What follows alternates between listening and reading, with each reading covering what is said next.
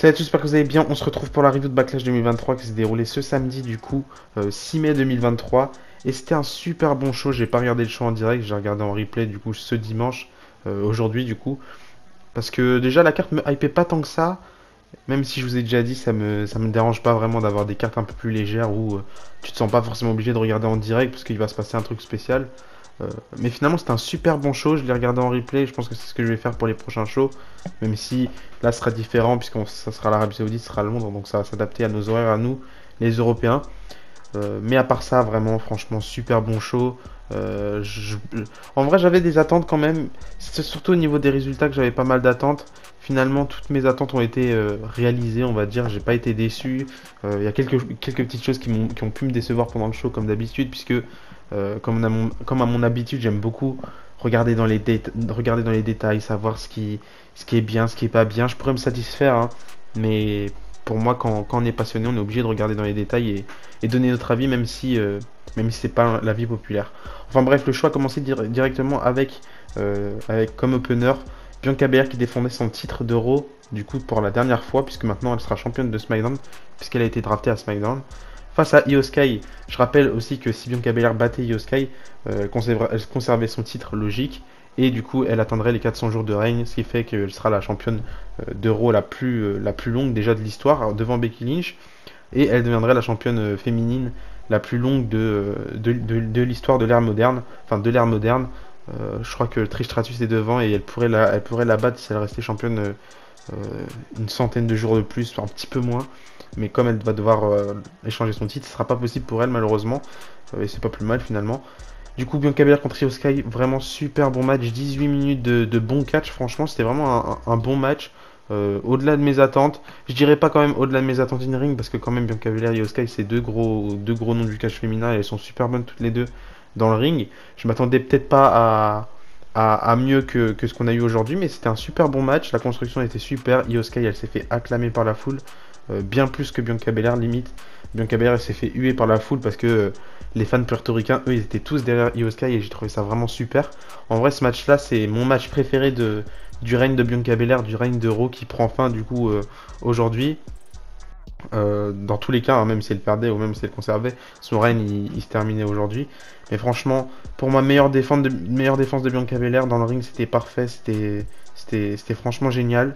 Je pense qu'il fallait vraiment un match comme ça pour Io Sky pour s'imposer et montrer qu'elle est là et qu'elle peut faire de grandes choses dans le main roster. J'espère que par la suite ça va juste l'aider. On a eu pas mal de moments que j'ai bien kiffé dans le match, surtout les moments où Io Sky elle contrait Bianca Belair avec directement la foule, elle popait avec ça. Franchement, c'était ce genre de truc que j'ai trouvé super. À un moment donné, forcément dans le match, on a Damage Control qui est intervenu. C'était le moment pour Io Sky de remporter le match, faire son moonsault sur Bianca Belair pour gagner. Mais ce qui s'est passé, c'est que Bayley elle a tenu les cheveux de Bianca Belair pour pas qu'elle bouge du sol, mais l'arbitre elle l'a vu directement. Donc l'arbitre elle a dit à Bayley d'arrêter de faire ça. Et au moment où Bayley arrête, là on a Io Sky qui se lance pour son moonsault, mais forcément elle a pris beaucoup trop de temps. Et on aura Bianca Belair qui va contrer et remporter ce match là. Donc victoire de Bianca Belair qui conserve. Je suis pas fan des règnes trop longs. Quand ça dépasse un an, quand c'est aux alentours d'un an, en vrai ça va, mais quand tu vas beaucoup plus loin, ça commence à être difficile. Même quand tu te rapproches d'un an, c'est quand même difficile. Il y a peu de règnes qui arrivent à me tenir quand ça se rapproche des un an. Adam Cole récemment, c'était un super bon règne, je pouvais continuer encore longtemps avec lui. Là, Bianca Belair, ça devient difficile. Roman Reigns, au bout de 3 ans, c'est vraiment difficile à tenir. Mais ouais, en vrai, c'est bien les longs règnes, mais c'est bien surtout quand ça s'arrête. C'est bien surtout quand tu peux créer d'autres choses avec ça.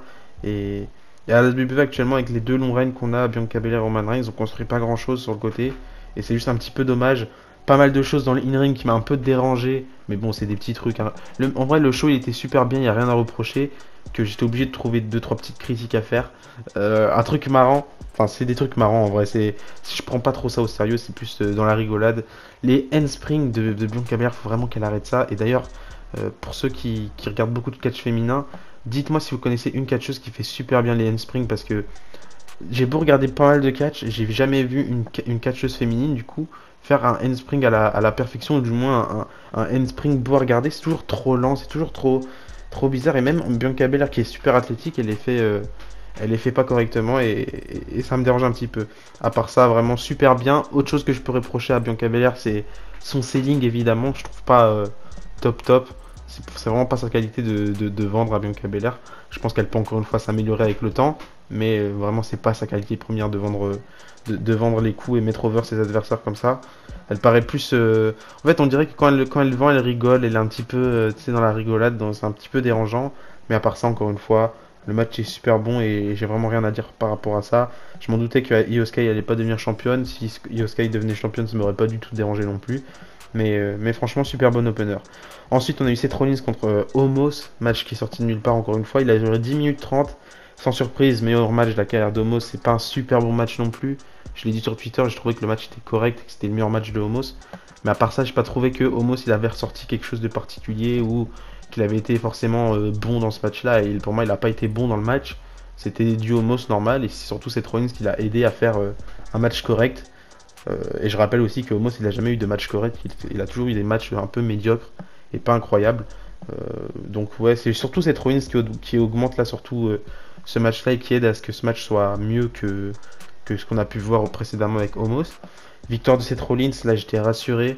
Parce que ce que j'ai fait aussi pour le show, c'est que j'ai regardé les résultats avant de regarder le show. J'avais la flemme d'attendre de rentrer chez moi parce que j'avais des choses à faire aujourd'hui. La flemme d'attendre de rentrer chez moi pour regarder le show et puis être comme ça, penser à ce qui s'est passé dans le show, ne pas aller sur Twitter, enfin ne pas aller sur les réseaux sociaux en général. J'ai préféré me spoil directement les résultats et voir parce que de toute façon c'est pas un super show, c'est pas un show méga important, donc je me suis dit je pouvais me spoil les résultats. Quand j'ai vu que Seth Rollins avait gagné, j'étais content. Puis après j'ai regardé comment il a remporté ce match-là. Pas déçu en vrai de ce match-là. De toute façon, je m'attendais pas à grand-chose. Le super curb stomp là de la troisième corde, ok. Dans tous les cas, il gagne clean Seth Rollins, donc ça me va. J'aurais peut-être préféré qu'il gagne le match plus rapidement, mais bon, c'est quand même Omos, il faut rester un petit peu cohérent. Je suis toujours là à me battre pour me dire que la WWE fait des choses incohérentes.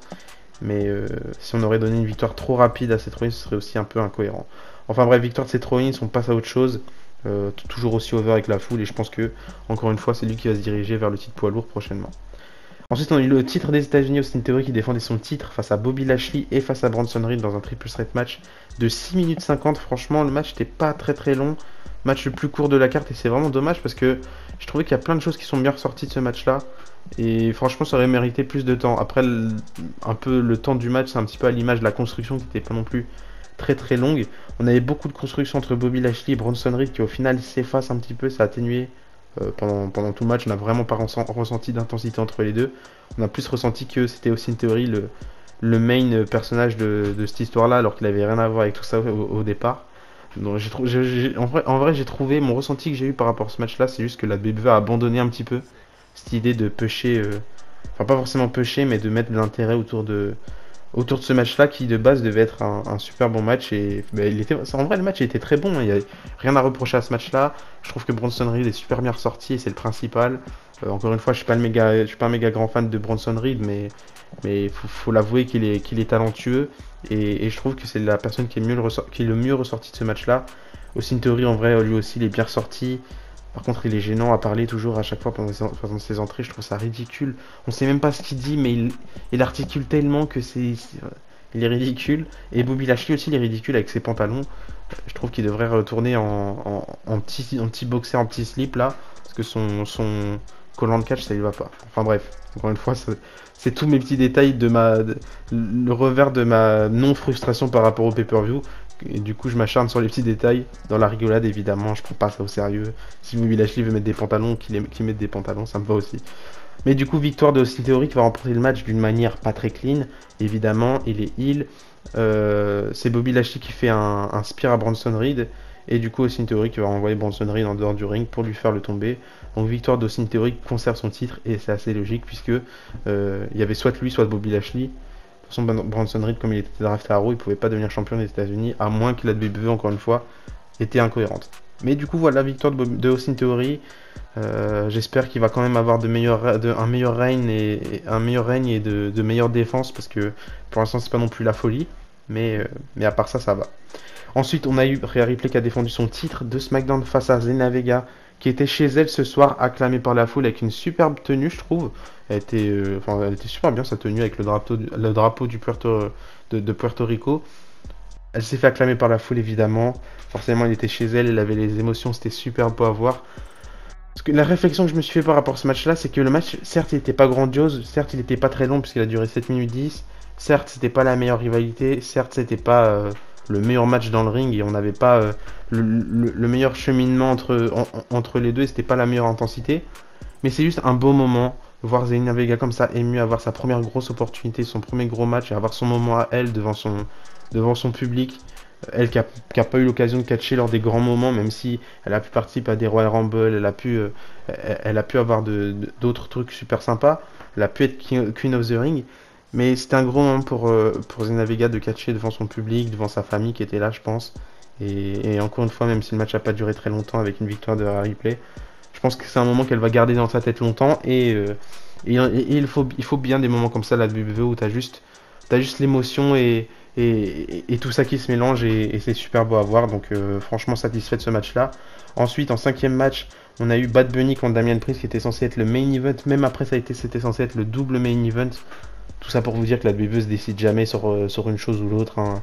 Ils disent un truc puis après ils font le contraire. C'est juste n'importe quoi, comme avec la draft.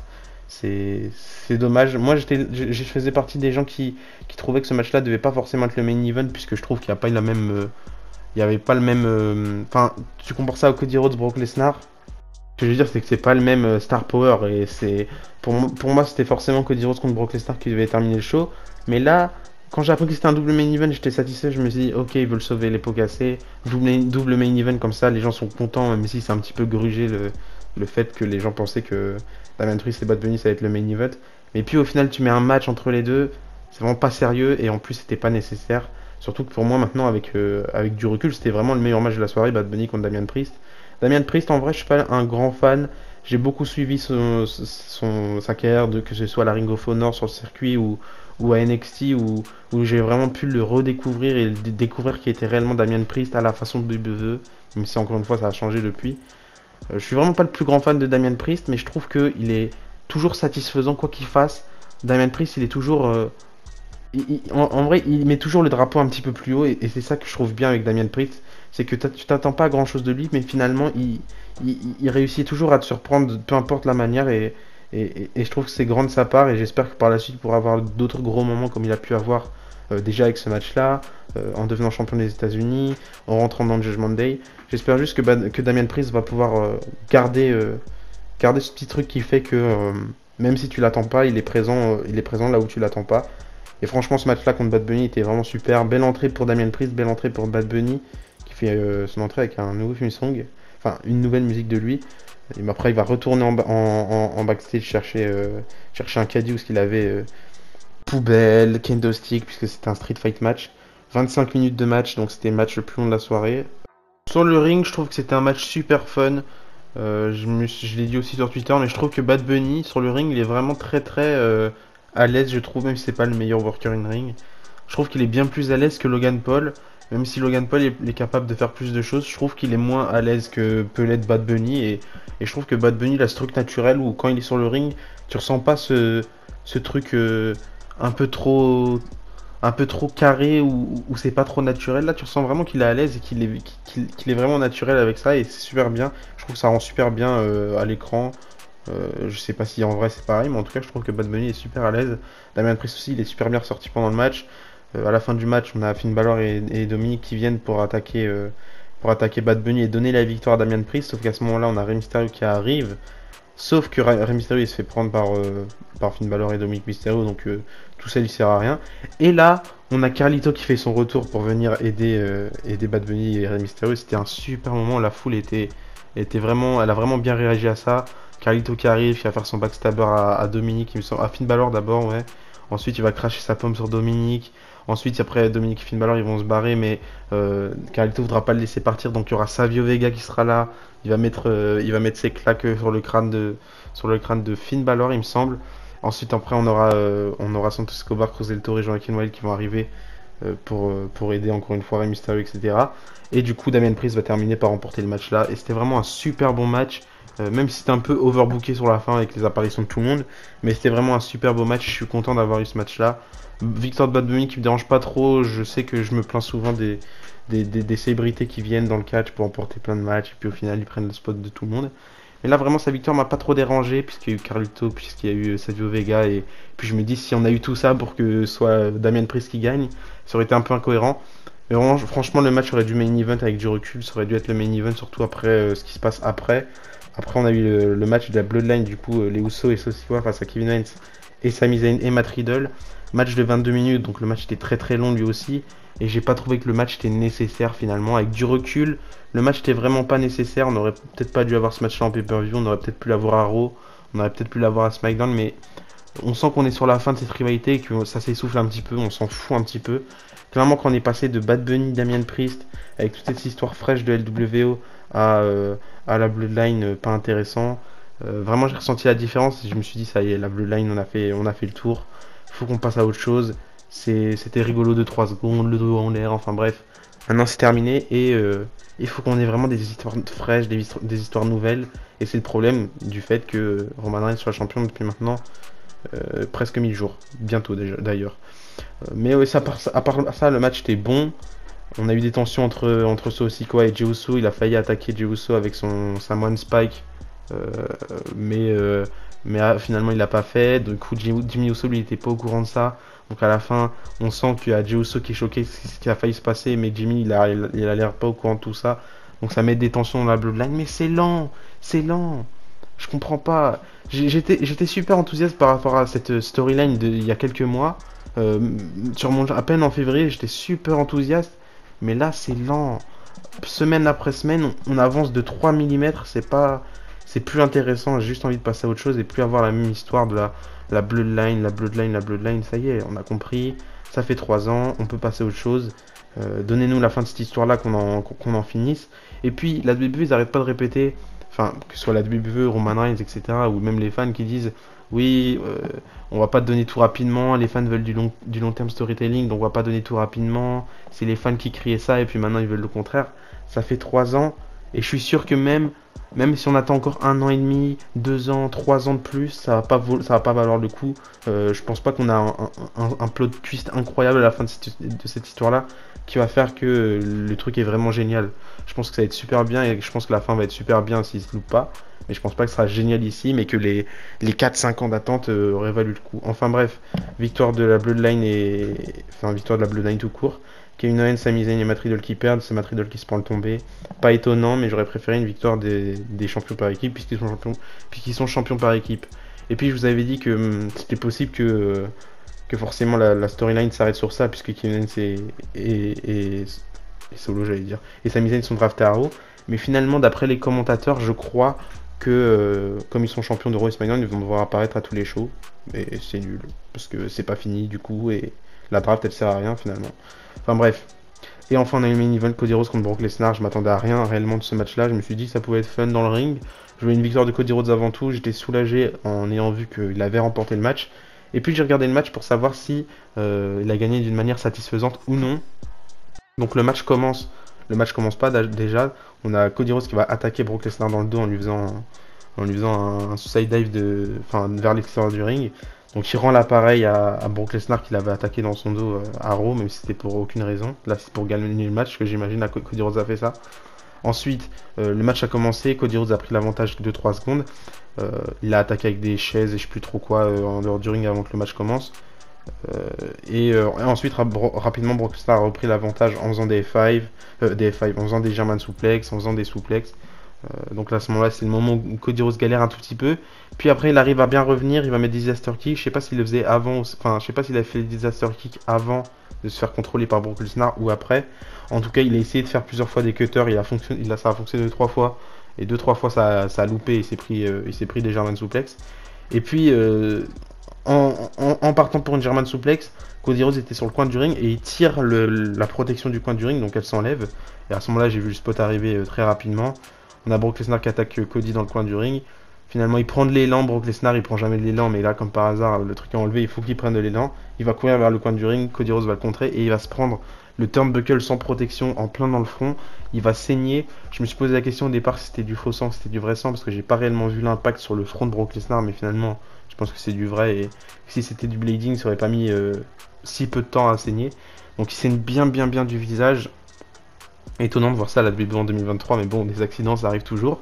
Mais ça fait quand même beaucoup en une semaine entre NXT et ça, où on a eu vraiment pas mal de sang. Cody Rhodes, du coup, il reprend l'avantage. Là, il va faire des crossroads, il va en faire deux. Puis après, Brock Lesnar va contrer ses crossroads, donc, enfin, contrer. Il va se dégager du tombé des deux crossroads, donc là, petite déception quand même. Cody Rhodes va se prendre un F5, il va se dégager du F5. Et ensuite, Cody Rhodes va se prendre le Kimura Lock de Brock Lesnar. Là, je me suis dit, c'est fini, c'est faux, je me suis rien dit du tout, j'ai vu les résultats avant le match. Là, Cody Rhodes, il se prend le Kimura, et puis il va se pencher un petit peu en avant, intelligent le mec, pour faire le tomber sur Brock Lesnar, et il va remporter le match de cette manière. Un peu déçu en vrai du finish, je me dis, ça leur fait vraiment chier la WWE de donner une victoire clean à Cody Rhodes ou à quelqu'un d'autre. C'est vraiment relou. Quand c'est pas Bobby Lashley, quand c'est pas Brock Lesnar, quand c'est pas Roman Reigns, les victoires clean, ça, on les donne pas. C'est vraiment frustrant de voir à quel point la WWE n'arrive pas à prendre une décision, ils n'arrivent pas à donner un match clean tout simplement. C'est pas compliqué. C'est un vainqueur, un perdant. C'est hyper simple. Et après, tu boucles la chose correctement pour qu'il y en ait un qui ressorte plus fort, l'autre qui ressort un petit peu moins fort. Après, tu boucles les choses comme tu veux. Mais si de base tu pars pour faire un match et que tu veux pas faire gagner l'un ou l'autre, ou alors tu veux pas faire perdre l'un ou l'autre, ne fais pas le match, ça sert à rien. Si t'arrives pas à te décider sur un vainqueur, ça sert à rien. Et puis les fans ils sont frustrés pour rien. Et là c'est juste frustrant de se dire qu'Cody Rhodes il arrive même pas à battre Brock Lesnar de manière hyper méga clean. Ça reste clean parce qu'il triche pas pour remporter le match. Et encore, je dis ça reste clean, il attaque quand même Brock Lesnar avant que le match commence, donc finalement c'est un petit peu ridicule. Dès que j'ai vu qu'il avait attaqué Brock Lesnar au début avant que le match commence, je me suis dit oh non, c'est un peu chiant. Cody Rhodes va remporter le match, mais quand même il attaque Brock Lesnar avant, donc c'est pas très loyal. Alors que Cody Rhodes il dit qu'ils ont un 1 contre 1 assez loyal, enfin bref. Et puis au final, je vois que c'est comme ça le finish. J'étais vraiment un petit peu déçu de voir que la WWE ils n'arrivaient pas à trancher, ils n'arrivaient pas à donner une victoire clean à Cody Rhodes. Alors qu'ils le méritent clairement, hein. Ils ont déjà fait remporter Seth Rollins des matchs contre Brock Lesnar clean, pareil pour Roman Reigns, pareil pour d'autres catcheurs, mais Cody Rhodes ça passe pas visiblement. Et s'il n'arrive pas à battre Brock Lesnar de cette manière-là, enfin d'une belle manière, je me demande qu'est-ce que ça va être quand il va affronter Roman Reigns pour devenir champion, si il devient champion un jour. D'ailleurs, en parlant de ça, la WWE nous a donné les participants du tournoi du coup qui aura lieu à Raw et à SmackDown pour le titre World Heavyweight. Pour ceux qui ne savent pas, du coup il y aura deux triple threat matchs à Raw et SmackDown cette semaine. Les vainqueurs des deux triple threat matchs s'affronteront dans le main event de Raw et de SmackDown pour ceux qui catcheront à SmackDown. Et puis les vainqueurs de ces deux main events s'affronteront du coup à Night of Champions pour le titre. Donc encore une fois, ce sera un catcheur de Raw contre un catcheur de SmackDown pour le titre de Raw, ce qui est incohérent puisqu'on sait que c'est le mec de Raw qui va gagner. Du coup, pour les participants du côté de Raw, on aura Seth Rollins, logique, Cody Rhodes. Donc là, encore une fois, on ne sait pas qu'est-ce qu'il fout là. Il va probablement pas remporter ce match-là, enfin pas remporter le main event, ou alors on aura un Cody contre Seth Rollins dans le main event de Raw. Ça va être bien pour commencer une nouvelle ère de Raw, même si t'es mal à gueule de la nouvelle ère où t'as tout le monde qui va pouvoir apparaître dans ton show. Et à la fin, j'imagine que Brock Lesnar va réattaquer Cody, comme ça on aura un rematch où Brock Lesnar va défoncer la gueule de Cody. Enfin bref, la WWE quoi. Finn Balor, ça c'est très très bien. Damian Priest, je sais pas qu'est-ce qu'il fout là. Il a perdu contre Bad Bunny. Il est quand même ressorti fort de sa défaite contre Bad Bunny puisqu'il a été mis en avant. Mais tu le mets à la hauteur de Seth Rollins, Cody Rhodes, Finn Balor et tout ça. Bizarre un peu. On a le Miz, bon il est champion, ancien champion, ça me dérange pas qu'il soit là. Il a fait un bon match contre Seth Rollins, donc pour moi il mérite quand même. Même si il y a pas mal de noms que j'aurais bien mis à la place du Miz et Damian Priest. On a Gunther qui est un super champion intercontinental. On a plein d'autres catcheurs qui sont à Raw qui peuvent avoir cette opportunité là. Drew McIntyre qui sera pas là et qui va partir de la WWE parce que la WWE sait pas faire les choses correctement. Enfin bref. Et dernier participant pour Raw, on a Shinsuke Nakamura, ça c'est bien. Pas ancien champion du monde mais quand même grosse attraction. Ça reste Shinsuke et pour moi il mérite d'être dans son tournoi là, même si je pense pas qu'il emportera les matchs.